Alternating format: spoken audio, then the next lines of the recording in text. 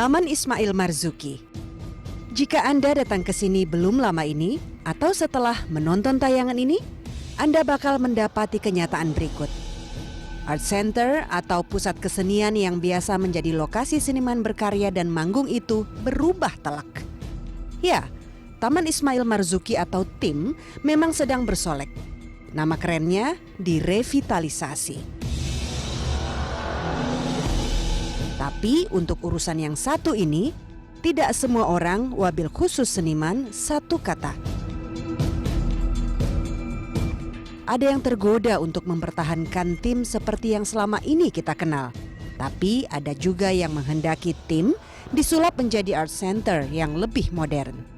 Bahkan jika itu punya konsekuensi komersialisasi.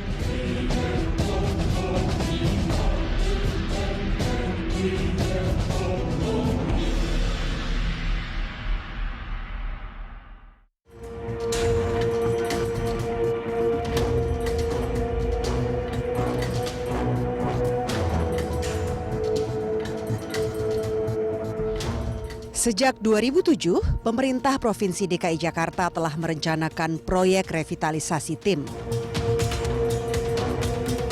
Perusahaan milik daerah yakni PT Jakarta Propertindo atau Jakpro ditunjuk untuk menggarap proyek ini.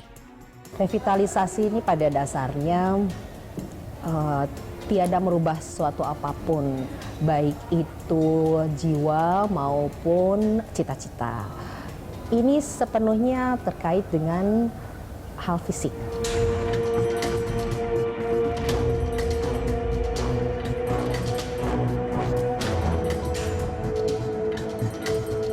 Peletakan batu pertama proyek revitalisasi TIM dimulai Juli lalu. Anggarannya jumbo, mencapai 1,8 triliun rupiah. PT Jakpro telah mengantongi penyertaan modal daerah yang bersumber dari APBD 2019 sebesar 200 miliar rupiah. Sisanya diajukan dalam rancangan APBD DKI Jakarta tahun 2020 dan 2021. Revitalisasi tahap 1 menyentuh bangunan Masjid Amir Hamzah yang berlokasi di area Plaza Geraha Bakti Budaya. Selain itu, ada juga pembangunan gedung parkir taman dan pos damkar. Sekarang kan sudah dari mulai soil test, land clearing, kemudian proses-proses perizinan untuk digarap sampai akhir 2020. Ini meliputi relokasi Masjid Amir Hamzah. Kemudian ada luasan tapak dari 72.551 meter persegi, ini ada 3.000 meter persegi tapaknya itu, atau 4,1% saja untuk dibuat bangunan.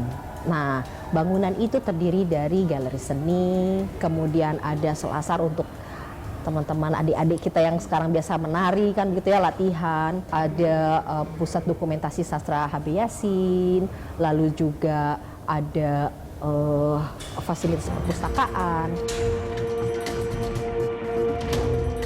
Usia bangunan fisik di TIM yang mencapai 51 tahun memang sudah tua. Berdiri di atas lahan hampir 8 hektar, TIM betul-betul menjadi pusat kesenian Jakarta pada dekade 1970-an hingga 1990-an. Kelahiran TIM merupakan jasa para seniman dan gubernur flamboyan Jakarta waktu itu, Ali Sadikin. Sastrawan kondang angkatan 1966 Taufik Ismail mengenang bagaimana Taman Ismail Marzuki berdiri. Jakarta sebagai sebuah ibu kota negara yang termasuk besar di dunia itu tidak punya pusat kesenian. Ada berapa itu?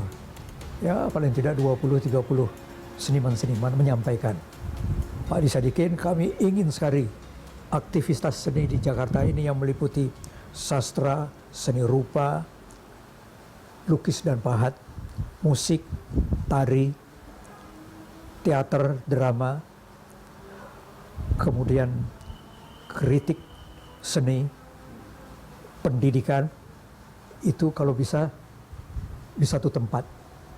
Dan tempat itu adalah ini nih, yang bekas kebun binatang. Tapi begitulah, di awal-awal berdiri, harapan seniman tidak berjalan mulus. Sesudah 1 tahun, dihitung, loh, kok rugi?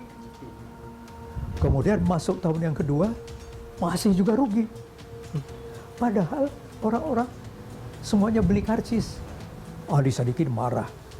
Kemudian kami dipanggil. Kenapa? Ini sudah ada kegiatan semacam ini, kok jadi malah rugi? Ya? Saya kebetulan, sangat kebetulan, itu mendapatkan clipping, guntingan, koran New York Times. Di sana, direktur dari pusat kesenian di New York memberikan laporan tahunan. Teater-teater penuh, karcis dibeli, habis, ya, tapi rugi. Gubernur New York mengatakan, tidak apa-apa. Memang kegiatan kesenian itu selalu rugi. Jadi sebuah kegiatan kesenian memang harus disubsidi. Pak Ali Sadikin kan tadinya mau marah kan. Kemudian dibaca, oh begitu toh.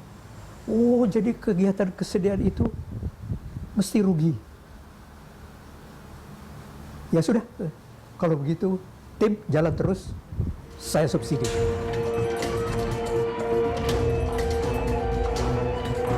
Gubernur Jakarta berganti seturut sirkulasi kekuasaan. Dan sekarang, Gubernur Anies Baswedan memutuskan tim harus direvitalisasi.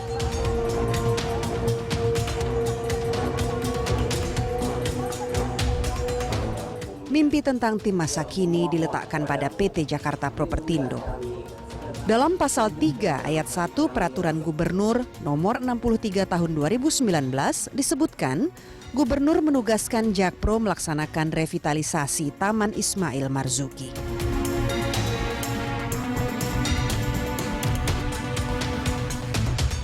Menurut Dinas Pariwisata dan Kebudayaan DKI Jakarta, penunjukan Jakpro dalam revitalisasi juga untuk mendukung pengelolaan aset yang ada di tim. Nanti untuk pengelolaannya, Jakpro itu akan mengelola asetnya.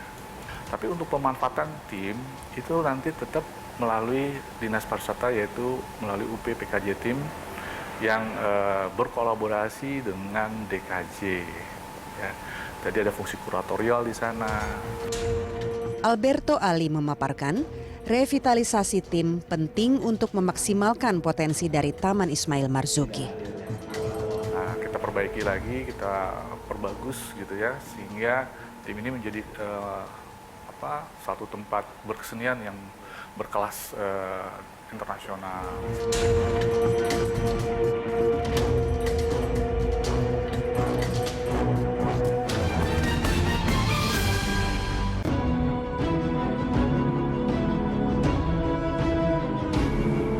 Wajah Taman Ismail Marzuki masa depan terlihat dari rancangan revitalisasi yang digambarkan dalam animasi ini. Pemprov DKI Jakarta menjamin revitalisasi tim memadukan budaya lokal tanpa menafikan modernitas, keindahan, serta keasrian lingkungan. Dalam rancangan ini, tim bakal memiliki selasar publik yang bisa dimanfaatkan sebagai ruang berkreasi untuk komunitas dan pelaku seni. Ada juga galeri di lantai 1 dan 2 untuk pameran seni lukis, patung, atau instalasi. Gedung Perpustakaan Umum Daerah dan Pusat Dokumentasi Sastra HB Yasin akan menempati lantai 3 dan 4.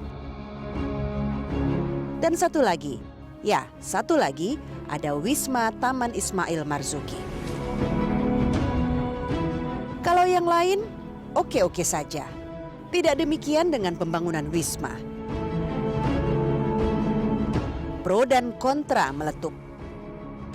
Terlebih dalam sebuah situs berita online, PT Jakpro menyebut Wisma Tim yang akan dibangun setara dengan Hotel Bintang 5. Wisma dimaksud disediakan bagi seniman luar kota atau luar negeri yang manggung di Tim. Penyebutan Hotel Bintang 5 ini menerbitkan perdebatan.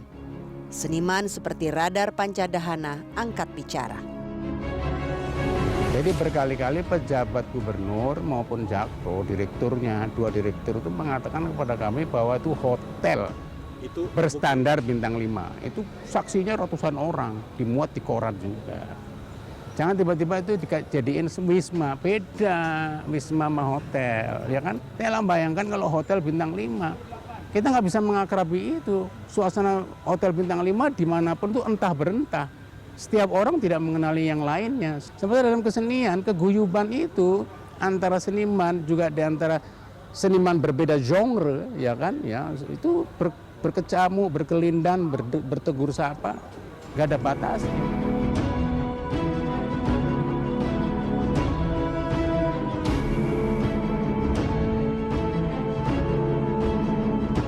Yose Rizal Manua yang punya kios buku di Tim punya pandangan lain.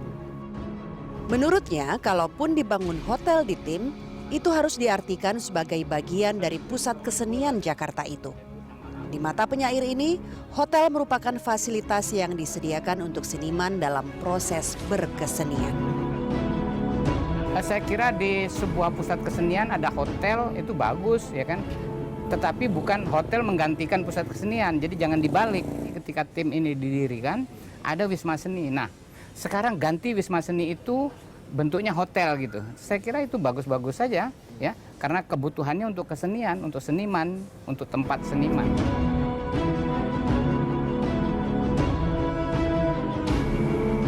Menurut PT Jakpro, sejak perumusan desain revitalisasi Tim oleh arsitek Andra Matin, pembangunan Wisma Seni memang sudah ada. Andra Matin adalah arsitek yang memenangkan Lomba Sayembara Konsep Desain Tim tahun 2007. Itu terminologi ya, terminologi. Yang jelas sejak awal terminologi yang memang ada dalam desain itu adalah wisma. Jadi dari lantai 8 ke atas, itu yang sekarang sedang didiskusikan di arsitek hasil sayembara 2007 ya. Iya, 2007. Iya, itu sudah ada namanya Wisma Seni. Dan jumlah kamarnya 40 Wisma Seni itu. Dinas Pariwisata dan Kebudayaan DKI Jakarta menyangkal penyebutan pembangunan Hotel Bintang 5 di Tim bersumber dari Pemprov DKI Jakarta. Nah, isu hotel itu juga kami juga kaget juga kok ada isu hotel. Yang kami tahu, yang kami bahas adalah wisma. Karena dulu Tim, ya pada zamannya dulu itu sudah ada namanya cottage-cottage atau wisma-wisma kecil yang diperuntukkan untuk para seniman ketika mereka ingin ingin tampil di sana. Nah, kita fasilitasi tempat itu untuk mereka beristirahat.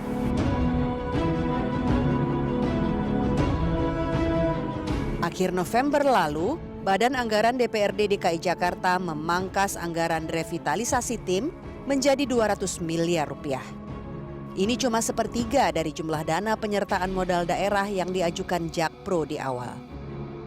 Pemangkasan anggaran ini sebagai bentuk penolakan DPRD DKI Jakarta atas rencana pembangunan Hotel Bintang 5 di Tim. Saya bicara pragmatis ya, dengan kondisi pemotongan anggaran sebesar ini tidak mungkin lagi dibangun hotel atau apalah namanya itu. Dan nanti di lokasi itu akan dibangun amphitheater. Nah, tapi gedung yang di depan ini ya, yang sebelumnya akan dibangun hotel, maka itu akan dijadikan wisma untuk seniman gitu.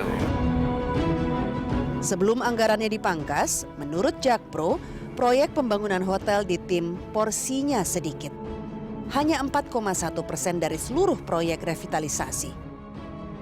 Hotel itu diproyeksikan menjadi sumber pemasukan tetap, sehingga modal APBD yang digunakan untuk revitalisasi bisa kembali. Jakpro mengaku sudah terlanjur menandatangani kontrak dengan pihak ketiga mengenai pembangunan hotel. Setelah anggarannya dicoret DPRD DKI Jakarta, bagaimana kelanjutan pembangunan hotel di Tim? Intinya memang ada impact dalam pengurangan ke proyek Tim. Kami masih dalam tahap diskusi-diskusi dengan para stakeholders, tentunya juga mempertimbangkan dan menerima aspirasi, masukan-masukan. Harapannya sih dalam waktu dekat kita akan bisa menyampaikan seperti apa hasil akhir dari proses diskusi-diskusi.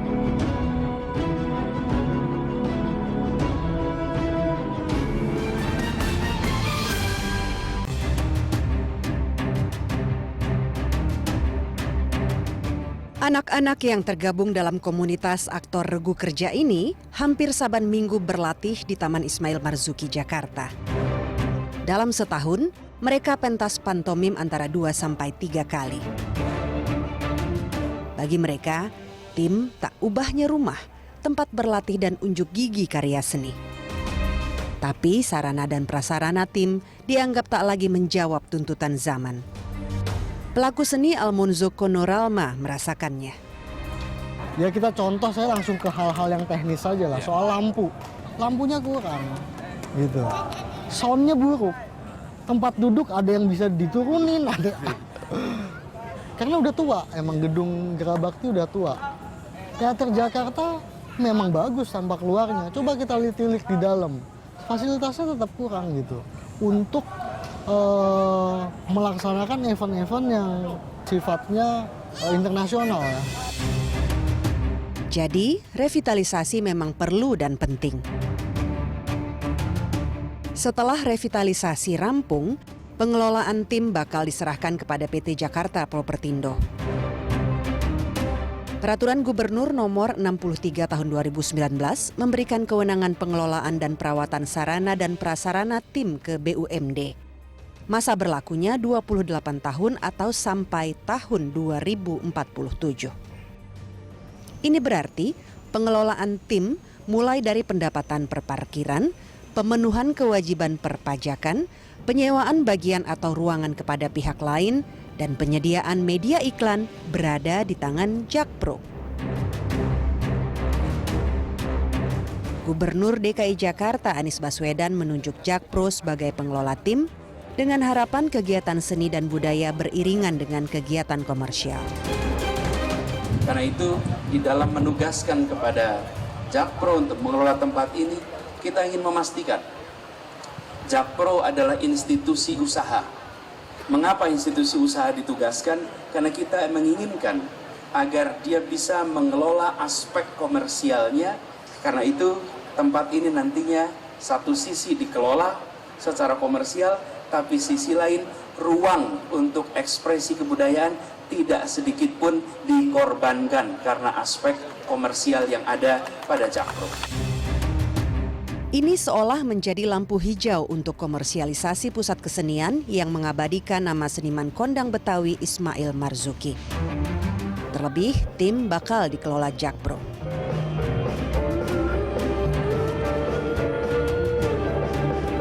Sekarang, pengelolaan Taman Ismail Marzuki masih di bawah Unit Pengelola Pusat Kesenian Jakarta atau UPPKJ Tim. Unit ini ada di bawah Dinas Pariwisata dan Kebudayaan DKI Jakarta. Setiap tahun, UPPKJ Tim membutuhkan dana hingga 24 miliar rupiah untuk pengelolaan tim. 6 kali lebih besar dari pemasukan tim yang cuma 4 miliar rupiah. Jadi istilah komoditisasi itu menurut saya ini, saya nggak tahu sumbernya dari mana. Kalau dari kita tidak berpikir ke arah sana, bahwa yang kita bangun dari tim itu memang ada retribusi di sana. Nah, retribusi itu juga untuk mereka kembali gitu. Saat ini aja kalau kita bicara anggaran untuk APBD kita ya, yang kondisi existing ya, kita sudah mengeluarkan 24 miliar setahun untuk menggerakkan tim di sana.